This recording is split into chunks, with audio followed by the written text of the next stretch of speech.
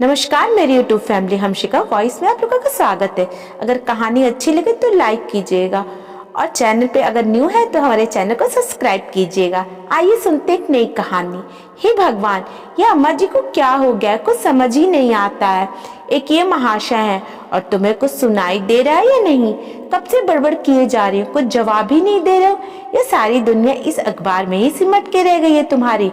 अनुराधा ने अपने पति रमन को डांटते हुए कहा। हाँ, कुछ कहा तुमने? लो, मैं यहाँ पर बड़बड़ किए जा रही हूँ और इनको कुछ लेना देना नहीं है। कान में क्या तेल डालकर बैठे हो? कोई सुनना पसंद नहीं करता मुझे। अरे क्या हो गया, क्यों चिल्ला रही हो सुबह सुबह? हाँ, मेरा बोलना भी तो चिल्लाना ही लगेगा तुम्हें। अरे मैं तो ये बोल रही हूँ कि अम्मा जी को क्या हो गया है?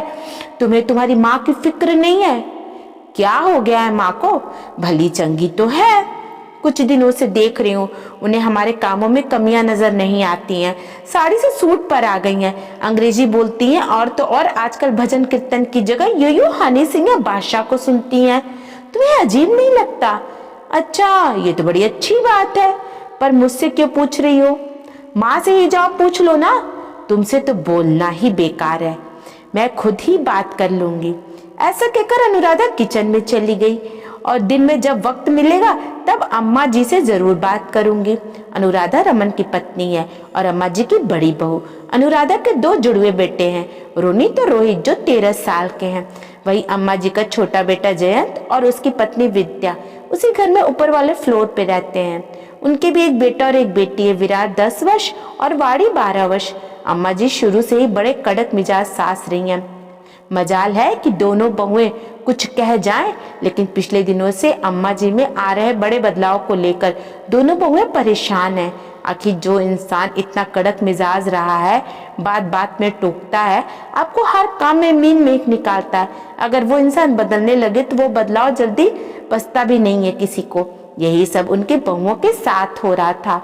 वो भी अम्मा जी में हो रहे बदलाव को पचा ही नहीं पा रही थी। आज अम्मा जी तैयार होकर बाहर आई तो सब लोग देखते रह गए।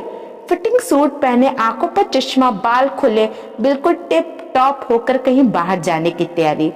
गाइस, मैं अपने नए फ्रेंड्स के साथ पार्टी करने जा रही हूँ, मेरा लंच मत बनाना, बाय। बस इतना ही कहा और खाना हो गई। बेटे बहू अम्मा जी को देखते ही रह गए। भाई, ये अपनी ही अम्मा है ना? अब तो मुझे भी शक होने लगा है।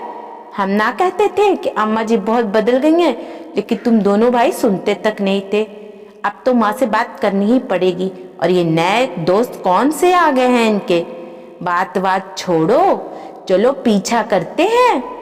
हाँ चलो। ऐसा कहकर उन्होंने अम्मा जी का पीछा करना शुरू कर दिया। करीब 1-1.5 किलोमीटर चलने के बाद अम्मा जी एक छोटे से रेस्टोरेंट में घुस गई। अब अंदर पहले कौन जाए? चारों इसी सोच में लगे थे। इसी उधेड़ बुधेड़ में करीब 10-15 मिनट वेस्ट कर दिया। रमन भैया, आप सबसे बड़े हो, पहले आप जाओ। अच्छा, पर अम्मा ने देख लिया तो बैंड बजा देंगी मेरी। अच्छा भाभी, आप जाओ।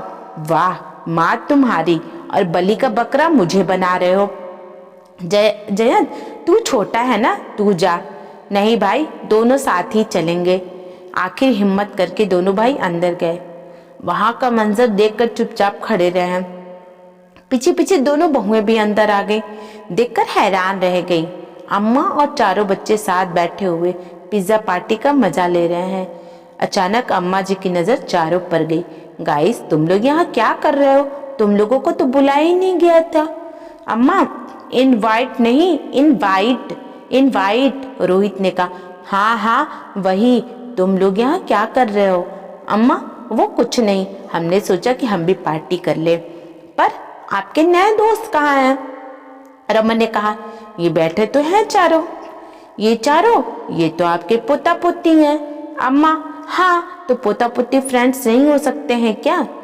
पर अम्मा, तुम्हारा पहनावा तक बदल गया, तुम तो ऐसी ना थी। सुनकर अम्मा की आंखों में आंसू आ गए। घर में सबसे बड़ी थी तो छोटे भाई बहनों को ही मैं संभालती थी।